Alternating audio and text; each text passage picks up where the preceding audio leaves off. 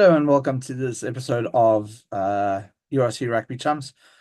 Unfortunately, Darragh is down with a bit of a sickness right now. Obviously, with the weather changes up in Limerick, that has changed. So I'm just doing a quick update regarding everything that is happening right now. With everything that's happening, she's quite a bit's happened this week.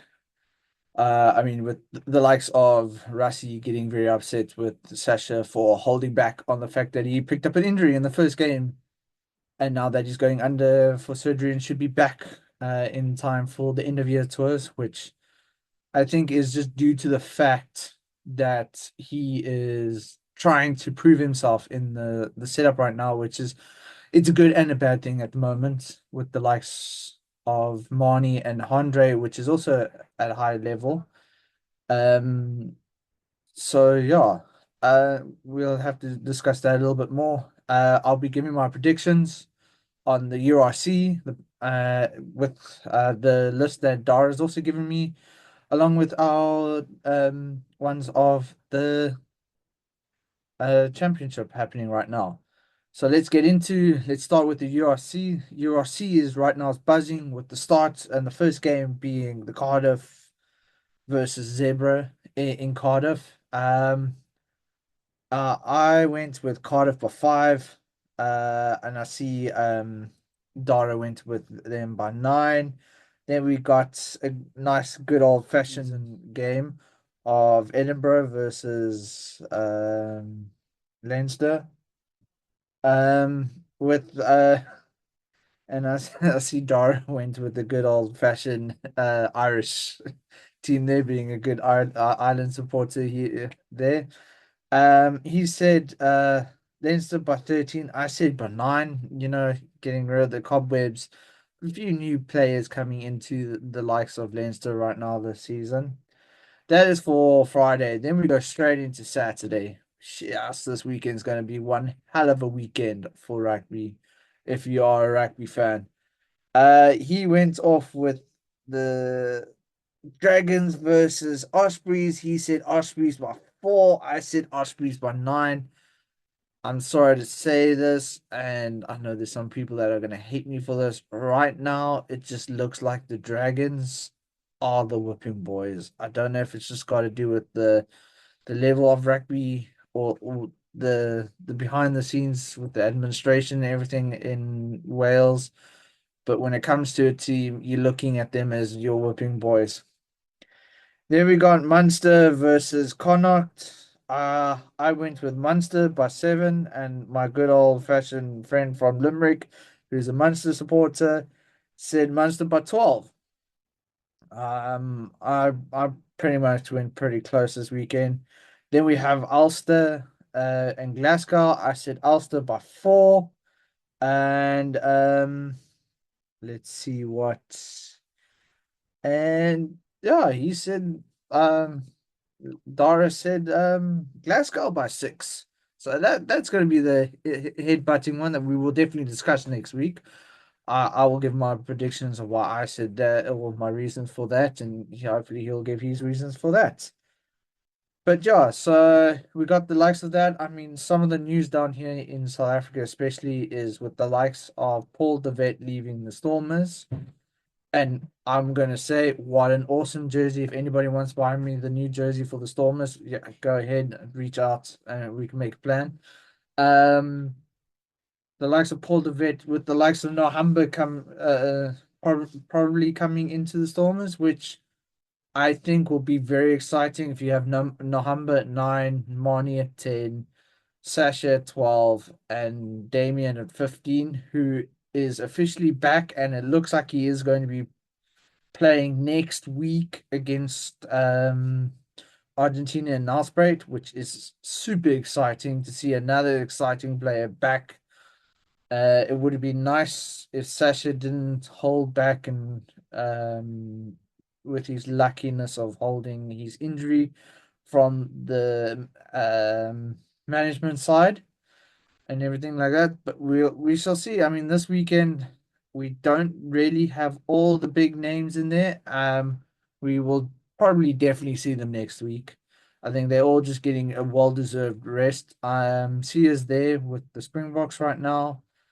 Going to sit in the coaching box as training, as far as I understood, to communicate with the players on a different level. Um, Regarding Australia, New Zealand, James Slipper now becoming the most capped Australian player. Officially in the last game, he equaled George Gregan. Now he's going to be the most capped. If he puts in a performance like he did that one where he gave away penalties from the get-go when he came in, you're going to see New Zealand walk over.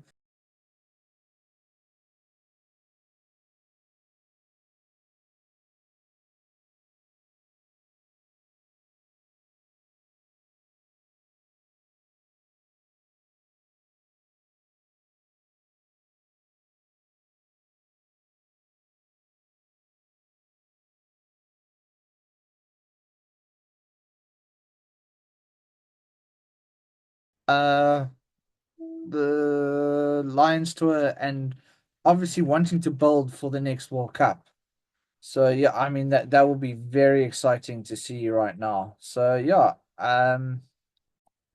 so the likes of James Slipper, he's definitely gonna have to work on his scrumming.